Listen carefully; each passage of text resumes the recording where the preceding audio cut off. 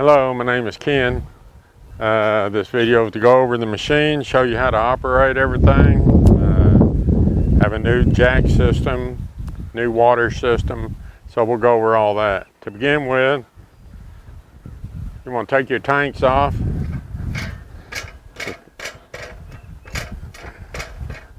Undo this bar, kick this out, and just lay it over to the side. There's a pin right down here that you pull, and these tanks will swing out. Just took the pin on the back.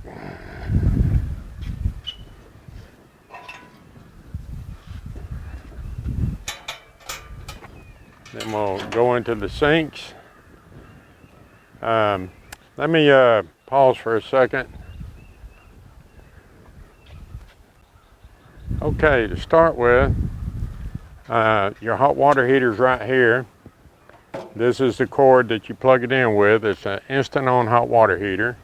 So you would plug this in, and before you plug it in, turn your pump on, make sure water comes out the left side, turn your pump off, and then plug it in.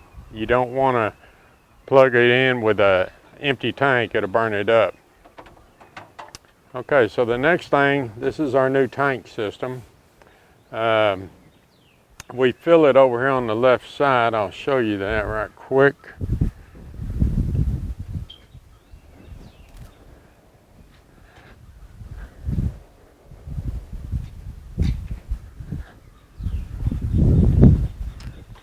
All right, so you hook your water hose up right here, and what it is when you turn it on, you want to turn it on slow. You don't want to turn it on real fast.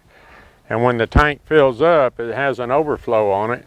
Water will shoot out down here to let you know that it's full. Then you can turn your water off. Unhook your tank and then put this piece back in here.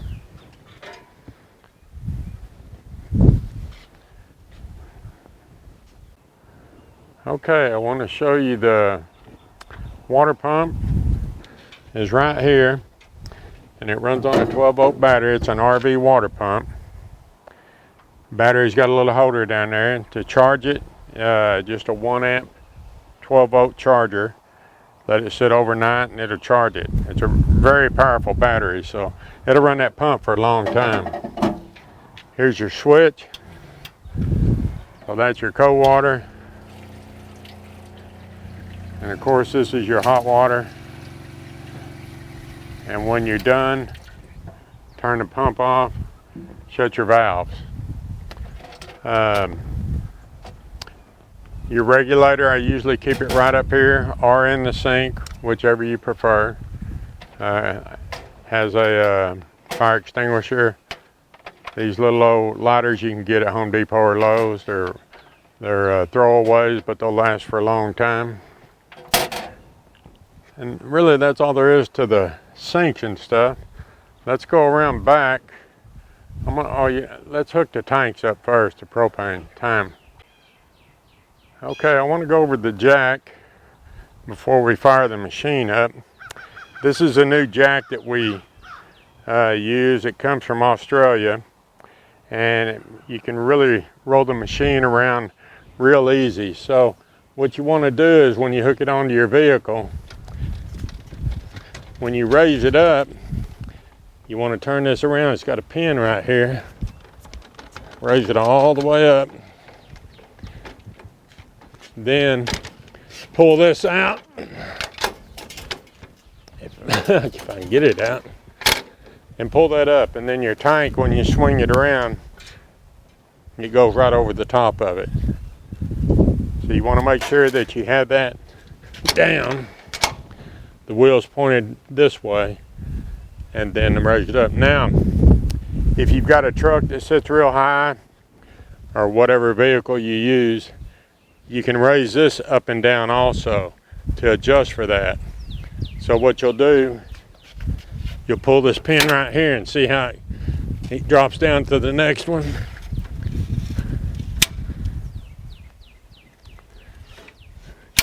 It's probably going to be somewhere right in there, but you can adjust it all the way up.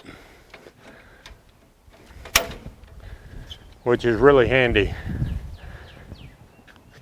That's really all there is to this. Now in my video I show that this handle comes off, but I've started welding them on for the simple fact that I've had a couple of people lose the handle, and it's about $30-something, and I have to order it from Australia, so I just started welding them on. That way you don't have to worry about losing it. Okay, so, and when you raise it up,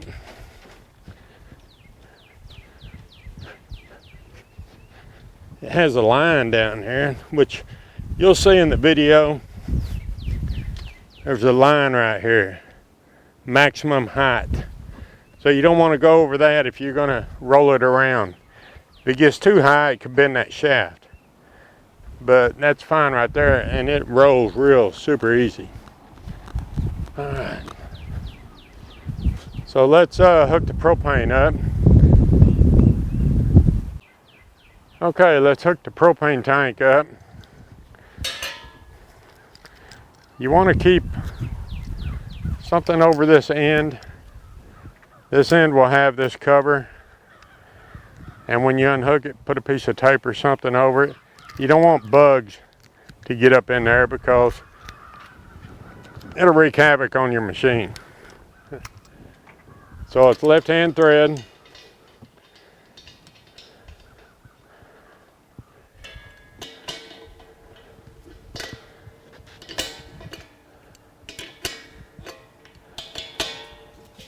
Snug that in there real good.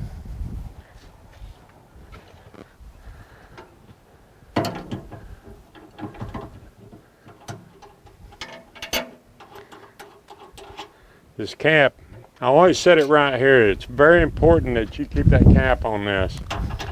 So I put it right here so you don't forget it when you unhook the line.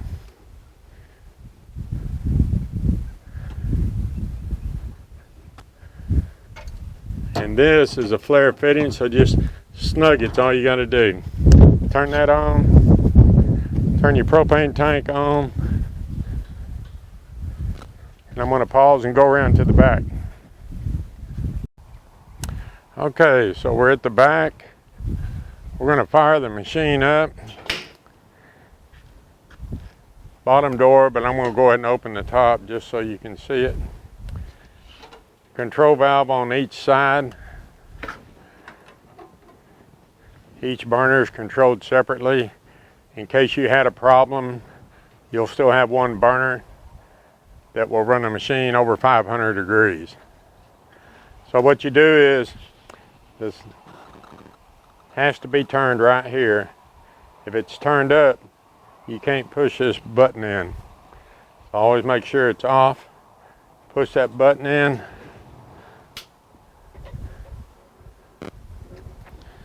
And you light the pilot. If it's been sitting for a while, it may take it a minute or two to push all the air out before the light, but then once it lights, you want to hold the button for about 15-20 seconds and the flame will stay lit. Same way with this side. See, this has got a little air in it. There it goes. Kind of hard to see the pilot. I'll give you a close-up in a minute.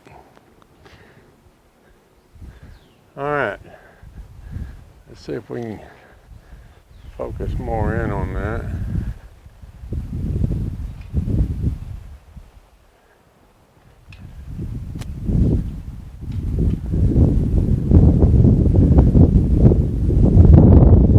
So there's your pilot. One on each side. It's lit, so then what you want to do is turn this valve on. The flame lights, you'll see the flame light all the way down. You can hear it light. Kind of hard to see out here, but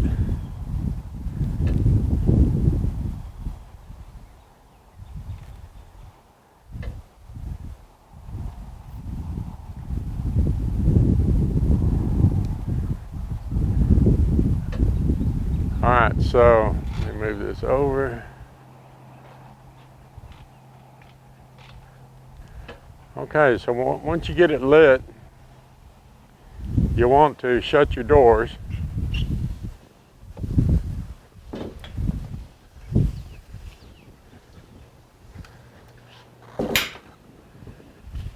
And there's temperature gauge right here. So you want to run both burners until the machine gets up to whatever temperature you want to cook at. If you know you're going to be busy, you want to run it up 600, 650 degrees will be the tops. It'll run all the way around to 800 degrees if you let it, but 600, 650 degrees, it'll cook that corn in 15 to 16 minutes. If you're not that busy, hold on. If you're not that busy, you want to run it 450 to 500 degrees. Take the corn 25 to 30 minutes to cook. So it just depends on how busy you are or how busy you think you're going to be. So what you want to do is, say you're cooking at 600 and your line starts slowing down. Well, you want to slow cut the temp down on the box so the corn won't cook so fast. So what you'll do is turn both burners off, because the machine is double walled and insulated. It will take forever for that temperature to come down. So shut both burners off, and then when the temp gauge comes down to 500, 450, whatever you want to cook at, then just turn one burner back on. You don't want to run two burners cooking 450 to 550 or 450 to 525. Just use one burner. And if you want to go back up, turn both valves on. When it gets up to around 600, all you do is cut these back just a little bit. And after you've used it enough, you'll pretty much know where to set this, and just watch your temperature gauge. Okay, so we got the machine running. So you start loading the corn. I'm gonna turn it off so it don't get real hot. But you start loading your corn in the baskets. Each basket will hold 6 ears of corn. Some people will put 3 on top of that. It takes it longer to cook. So 6 ears, and even at that time, they're sitting side by side. So personally, I would try 4 ears at an angle so the heat can get all the way around the corn and it'll cook faster. But whatever works, for you. So once you load that basket, you pull this pin, start turning, and you just barely put pressure on it. And it goes to the next basket. Fill it up, pull the pin, same way, fill the baskets up. So once you cook your first batch, the best thing to do is sell it right off of the basket. If you cook a batch, unload it and put it in coolers or something, the problem with that is the corn will get mushy, the kernels on it, and you won't be able to sell it. People won't eat it. So people want to see it coming right out of the machine. That's when it's the crunchiest. So, but there's going to be times when you have too much corn, you have to get it out of there. So, then you put it in some kind of warmer. But just remember, it won't last very long in the warmer. So, but you're either going to run out or you're going to have too much. It's pretty much how it works. So, but it's something you'll learn. If you go on one spot every weekend, you'll know what to expect, and you can get it pretty close. So, that pretty much covers this. It's really simple. Just make sure when you pull this, you put a little pressure on it. It has slots in here, so you don't have to look down there and find it. Just pull it and let it drag a little bit, and it goes right back in. Okay, so maintenance on this, I spray Pam on these baskets before I ever fire it up. And it keeps the rust down on them. Any corn roaster you see, you're going to see rust on the baskets and on the inside. And there's nothing you can do about that. The corn has moisture in it. So when it's cooking that corn, the steam from it, will rust the baskets. But to keep that down, you can take Pam like you cook with and just spray a light coating on each basket, and then turn the machine up and run it at about 600 degrees and then turn it off. It'll smoke for a little bit and then stop. But that will help. Some people don't do it, but if you don't like the rust, that'll help protect them. See, they're kind of black looking now from spraying them. Maintenance on this machine, the only thing you have to do is there's a bearing on each side, has a little grease fitting, and you want to use high temp grease with, you know, a hand pump, and just put about a half a pump in the bearing. If you put too much, it'll run down the sides when it gets hot, because even high temp grease will melt. So if it does, just wipe it off, otherwise it'll stain your paint. Outside of that, that's really the only two things you have to grease. These doors, I used to use some pins that you could grease, but they just didn't work out right, so I went back to this piano type hinge. And if they start squealing, just get some oil and oil them real good, and then wipe it off is all you have to do. And that'll keep them from you know, getting tight or seizing up. But make sure that you grease these bearings.